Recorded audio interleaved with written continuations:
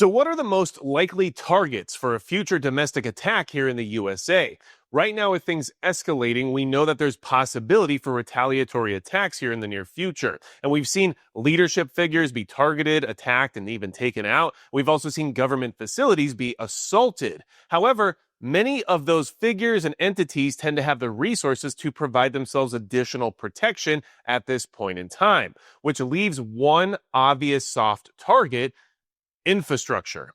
And that's what's most likely to be attacked next. And there's 5 critical pieces of infrastructure that I'll give you examples of attacks that occurred in recent history to understand where we're at and what's likely to come, especially if things keep spiraling out of control. We're going to go through all of that here in just a minute after we get a word in from today's video sponsor. If you've ever received random text messages telling you about lost packages or had emails offering you a free computer, you've likely been victimized by data brokers.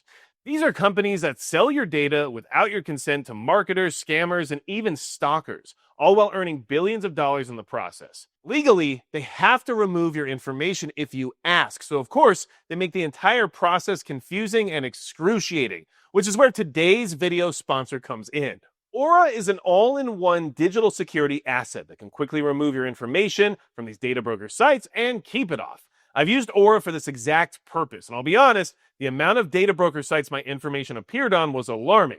Almost immediately after creating my account, Aura had already identified multiple security issues. If you use my link, aura.com/magicprepper, not only will you find out if your information is on these scandalous sites, but you'll also be provided with alerts if your info is found on the dark web, real-time fraud alerts for credit and banking, 24/7 monitoring to keep your identity secure, a secure VPN, antivirus, password manager, and other utilities, not to mention a US-backed customer support that's always available. Plus, just for peace of mind, Aura included $5 million of identity theft insurance protection with US fraud experts available to help at any time. Finding out my information was being sold for malicious purposes ticked me off, so Aura was an easy decision. Stick it to the data brokers and secure your online presence. Once again, use my link, aura.com/magicprepper, to try Aura for free for 14 days and take control of your digital footprint. All right, big thanks to Aura for supporting the channel. Now, the first critical piece of infrastructure that's likely to be targeted would be the electric grid. Anyone who wants to do damage to this country understands the implications of the grid going down, and it's unfortunately very fragile. And back in 2022 in Moore County, North Carolina, multiple substations were attacked with rifle rounds, which shut down power to over 45,000 people, and one person even lost their life due to their medical equipment failing. Now, that investigation has still not provided any answers as to who was behind the attack, but it goes to show just how easily our infrastructure can be targeted and taken down. And of course, some people will say, hey, by saying this, aren't you letting people know how easy it is to do? And couldn't you possibly give someone ideas who wants to do bad things? And the answer to that is, I guess, yes, but at the same time, this is such obvious and publicly available information that I'd rather have you have it so that way you can properly plan in case this happens in your region, which is why you need to have backup power systems or at least contingency plans for what you'll do when there is no power. Now, the second piece of critical infrastructure that's likely to be targeted would be transportation. Now, this applies to just about everything. Cars when it comes to roadways and bridges, or even air traffic when it comes to interfering with airplanes and using drones and things of that nature. But of course, we also know that railways are often targeted and have been here recently very often. And back in 2020, we had a Washington State railroad track sabotage situation that resulted in 2 people being arrested for using improvised shunts on the tracks, which can then basically mechanically shut them down or create an environment that is unsafe for the trains to operate in. And at the very least, it slows down transportation of those rail cars. So that is something that you should definitely expect because let's be honest, our transportation system is extremely fragile, outdated, and vulnerable to an attack, and we have references of these attacks actually occurring here in the US. The third piece of critical infrastructure that is a soft target right now is the supply chain itself and supply chain centers.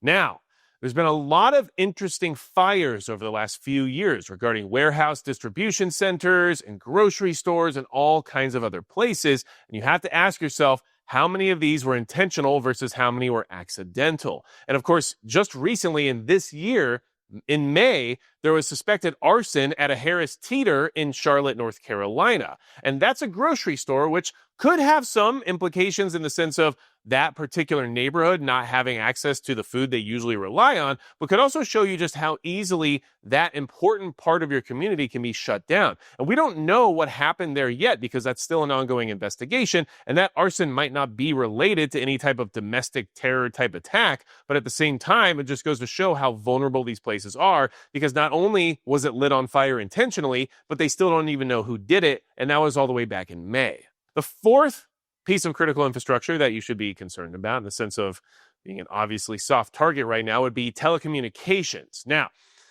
this is something where we know exactly where these places are because they're advertised, right? We know where these data centers or where these network centers exist. We know where the towers are, all that kind of stuff, which means anybody who wants to be malicious also has that information. And this takes us back to 2020 on Christmas when an RV was used as a car bomb outside of the AT&T facility in Nashville, Tennessee. And of course, it wiped out signal in that entire region, showing that we had an Achilles heel situation where there was a single point that once destroyed, wiped out a bunch of the rest of the network.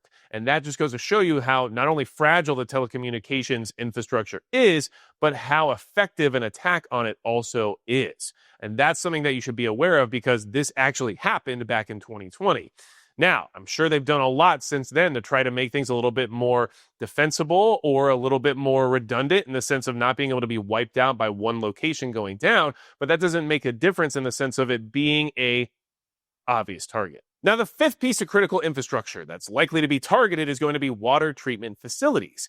Now, we don't have a lot of examples of these facilities being targeted physically with boots on the ground or things of that nature, but we do know that they have been targeted by cyber attacks and that hacking occurs on a regular basis because it is very easy for these entities to gain access to those types of facilities. And in some instances, they've even tampered with the facilities themselves in order to create non-potable water in the process, which could easily poison an entire community. And that's why this is a huge concern, because even though we're not seeing physical low-level attacks on these types of facilities, we do know that they're on the list of targets. And of course, back in 2024, American Water was hacked, which is huge because at any point in time, a malicious entity could make that water basically poison. So that's something you should definitely be keeping an eye on because water is extremely important.